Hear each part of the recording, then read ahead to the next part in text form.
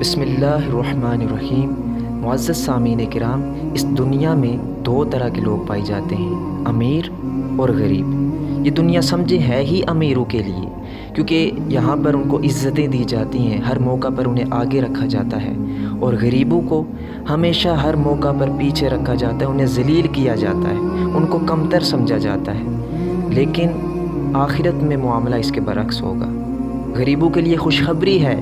نبی پاک علیہ الصلوۃ والسلام نے فرمایا، میں نے جنت کے دروازے پہ دیکھا کہ اس میں داخل ہونے والے مساکین تھے، اور بڑی بڑی شانوں والے، عظمتوں والے، مالدار لوگوں کو وہاں پر روک دیا گیا۔ تو سب سے پہلے جنت میں جانے والے مساکین تھے۔